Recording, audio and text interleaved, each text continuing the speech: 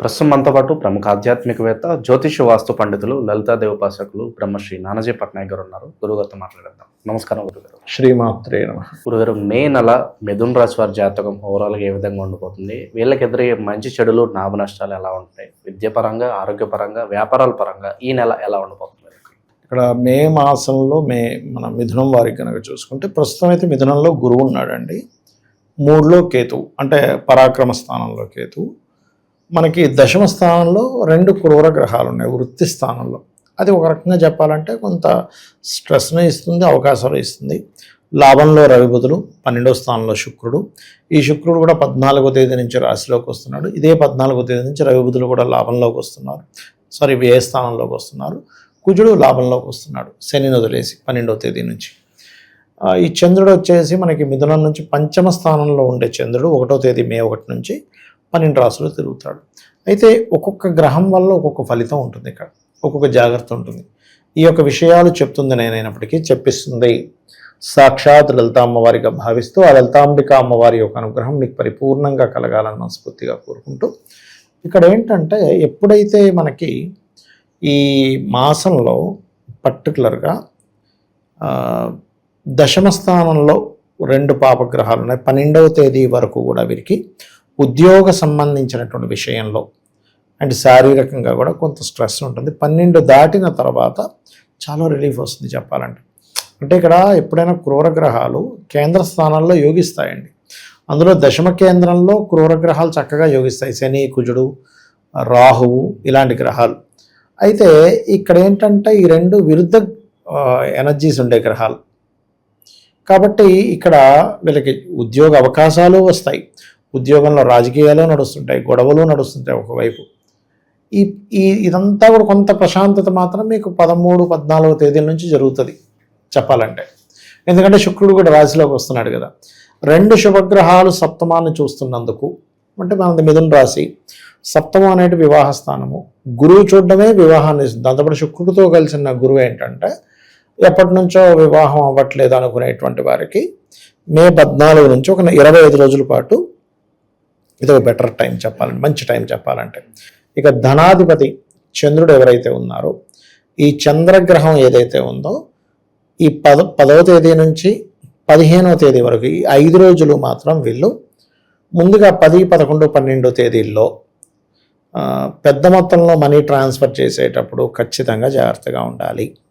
ప్రయాణాల్లో ఏదైనా మనీ తీసుకెళ్లే విషయంలో 10, 11, 12 తేదీలు చాలా జాగ్రత్తగా ఉండాలి.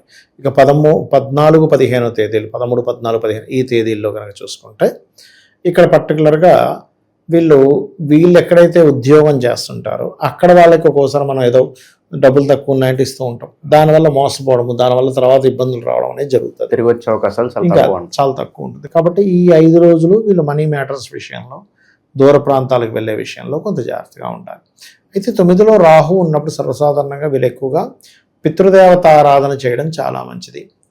ఏదైనా ఎవరితోనైనా కొన్ని ఇప్పుడు ఇంటర్వ్యూకి వెళ్తాము, లేకపోతే ఒక పెళ్లి సంబంధం మాట్లాడడానికి వెళ్తాము, ఏదైనా మీ జీవితంలో ఇది చాలా ఇంపార్టెంట్, ఇది చాలా ముఖ్యమైనటువంటిది అని మాట్లాడడానికి వెళ్ళే విషయంలో మాత్రం ఆదివారం, మంగళవారం అవాయిడ్ చేసేసేయండి. ఎందుకంటే ఇక్కడ మంగళవారం ఇంకా మెయిన్, మొదటి 2 వారాలు అయితే ఎప్పుడు వెళ్తే బాగుంటుంది అంటారు?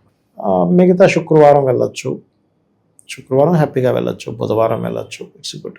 కలర్ కోడ్ కూడా ఏమైనా ఉంటుందంటారా? అది కలరు వాళ్ళ జన్మ నక్షత్రం బట్టి, వాళ్ళకుండే గ్రహస్థితిని బట్టి, వాళ్ళకుండే నెంబర్ని బట్టి, వాళ్ళు పుట్టిన డేట్ ఆఫ్ బర్త్ని బట్టి ఉంటుందండి. జనరల్గా మిథునం వారికి ఏంటంటే white colour is best, white, green best అని చెప్తాం. ఎందుకంటే లగ్నాధిపతి, పంచమాధిపతి కాబట్టి. అదేవిధంగా వీళ్ళకి కొంచెం ఈ మాసంలో సొంతంగా ఏదైనా కొనుక్కోవడానికి, ఏదైనా ప్రాపర్టీ కొనుగోలు చేయడానికి, లేకపోతే ఏదైనా ఆరోగ్యానికి సంబంధించినటువంటి బిజినెస్లు ఏదైనా ప్రారంభించడానికి కొంత అనుకూలంగా ఉంటుంది చెప్పాలంటే. మరియు 14వ తేదీ తర్వాత ఎప్పుడైతే చతుర్థాధిపతి 12వ స్థానంలో ఉంటున్నాడో, ఇక్కడ ఏంటంటే రవితో పాటు కలిసి ఉన్నందుకు కొన్ని ప్రాపర్టీలు తీసేసేయాలి, అమ్మేయాలనుకునే అమ్మేయగలుగుతారు. లేదు ఈ ప్రాపర్టీ నేను ఇప్పుడు కొనవలసిందే, ఎట్టి పరిస్థితులు ఇది అమ్మేసి, అంటే కొన్ని ఎలా ఉంటాయంటే చిన్న 2-3 ప్రాపర్టీస్ ఉంటే తీసేసి ఒక పెద్ద ప్రాపర్టీ తీసుకుంటాం. అలాంటివి తీసుకోవడానికి అనుకూలంగా ఉంటుంది చెప్పాలంటే. ఓకే. అండ్ అదేవిధంగా కొద్దిగా ఈ ప్రాపర్టీ తీసుకునే విధానంలో కూడా కొంచెం ఎంతైనా కుజుడు పూర్వజన్మ కర్మకారకుడు వీళ్ళకి, ఈ మిథునం వారికి ఈ పూర్వజన్మ కర్మకారకుడు ఎప్పుడైతే మీకు శనితో కలిసి ఉన్నాడో ఈ ప్రాపర్టీస్ తీసుకునే విషయంలో ఒక్కొక్కసారి వివాదాస్పదమైనవి తీసుకుంటారు తెలియక. సో కొంచెం 1-2 సార్లు ఇది ఎలా ఉంది ఏంటని చూసుకొని తీసుకోవాలి. వివాహ సంబంధాలు అయితే చక్కగా కుదురుతాయి. దూర ప్రాంతాల కంటే వేరే వేరే దేశాలకు వెళ్ళి ఉన్నత విద్యల కోసం చేసే ప్రయత్నం కొంతవరకు ఫలిస్తుంది. బట్ ఇప్పుడు బయట ఉన్న కండిషన్ మీకు తెలుసుంత వార్ కండిషన్ ఉంది కాబట్టి ఇటువంటి కండిషన్స్ చూపిస్తున్నాయి. మరియు ఉద్యోగ కొత్త అవకాశాలు అయితే వస్తాయి, అందులో ఎటువంటి సందేహం లేదు. ఇన్వెస్ట్మెంట్స్ ప్రధానంగా ఏంటంటే మనం దేని మీద మదుపు పెడుతున్నాము. 12వ స్థానంలో శుక్రుడు ఉన్నాడు. ఈ మాసంలో ప్రధానంగా 14వ తేదీ వరకు 12లో ఉంటాడు కాబట్టి ఇప్పుడు ఈ రాశి వారు చేసే ఎటువంటి ఇన్వెస్ట్మెంట్ అయినా ఎంతో కొంత మీకు ఫ్రూట్స్ ఇస్తుంది. అక్కడ ఒక్కొక్కసారి ఎలా ఉంటుందంటే మనం పెడితే జీరో అయిపోతుంది, ఏమి రాదు అక్కడ. అలా కాకుండా ఇక్కడ ఉండేటువంటి గ్రహస్థితి మాత్రం ఖచ్చితంగా ఎంతో కొంత మనకి ఫలితాన్ని ఇస్తుంది అనేటువంటిది చూపిస్తుంది చెప్పాలంటే. అవకాశాల్లో గుర్తింపు పరంగా ఎలా ఉంటుంది సార్? గుర్తింపు అంటే లాభంలో ఉంటున్నాడండి. ఫస్ట్ 2 వీక్స్ కొంత గుర్తింపు ఇస్తాడు. ప్రమోషన్స్కి కూడా ఆస్కారం ఇస్తాడు అక్కడ. ఎందుకంటే ఎంత మీకు రవిరాశిలో కేతు ఉన్నా కొన్ని ఆటంకాలు ప్రమోషన్ వచ్చే విషయంలో ఎవరో మధ్యలో వచ్చి వాళ్ళకి కొంత డిస్టర్బెన్స్ క్రియేట్ చేసినా ఖచ్చితంగా ఇక్కడ మాత్రం బాగుంటుందని చెప్పొచ్చు. ఇక ఫ్యామిలీ పరంగా లవ్ అండ్ అఫెక్షన్స్ పరంగా ఎలా ఉంటుంది? ఫ్యామిలీ పరంగా కనుక చూసుకున్నట్లయితే లవ్ అండ్ అఫెక్షన్ సంబంధించినటువంటి విషయాల్లో కనుక చూసుకుంటే ఇక్కడ శుక్రుడు ఎప్పుడైతే రాశిలోకి వస్తున్నాడో 14వ తేదీ నుంచి వీళ్ళు కొంచెం స్ట్రెస్ తగ్గుతుంది, లవ్ అండ్ అఫెక్షన్ పెరుగుతుంది. ఇష్టపడిన వారిని వివాహం చేసుకోవడానికి, ఎందుకంటే పంచమాధిపతి కదా శుక్రుడు ప్రేమకారకుడు, అలాంటి వారిని వివాహం చేసుకోవడానికి కూడా అనుకూలత పెరుగుతుంది. క్రియేటివ్ ఫీల్డ్లో ఉండేటువంటి వారికి ఇప్పుడు లవ్ అండ్ అఫెక్షన్కి ఎలాగైతే పంచమ స్థానము, క్రియేటివ్ కూడా పంచమ స్థానం. క్రియేటివ్ ఫీల్డ్లో ఉండేటువంటి వారికి కొత్త అవకాశాలు వస్తాయి, కళారంగాల్లో ఉండేటువంటి వారికి అని చెప్పొచ్చు మనం. స్త్రీల వల్ల పురుషులకి, లేదంటే పురుషుల వల్ల స్త్రీలకి ఏదైనా ఇబ్బందులు, కాంట్రవర్సీలు ఎదుర్కోవడం ఇలాంటి పరిస్థితులు ఉంటాయి? చిన్న ఉంటాయండి. స్త్రీల వల్ల పురుషులకి అనేవి చిన్న కాంట్రవర్సీస్ ఉంటాయి, ఉండవని కాదు. కాకపోతే ఏంటంటే ఇక్కడ మనం అర్థం చేసుకోవాల్సినటువంటిది పర్టికులర్గా ఈ కుజుడు శని కలిసి ఉన్నారు కాబట్టి 12వ తేదీ వరకు కూడా చేసే ఉద్యోగంలో కొన్ని కాంట్రవర్సీస్ వస్తాయి, అది చూసుకోవాలి. ఎందుకంటే దశమ స్థానం. సో ఆ కాంట్రవర్సీస్ తగ్గాలి అంటే మాత్రం ఒకటి ఓం కర్పూర వీటికి ఆమోద సమాకర్ష దిగంతర, ఎందుకంటే 3లో కేతు ఉన్నాడుగా.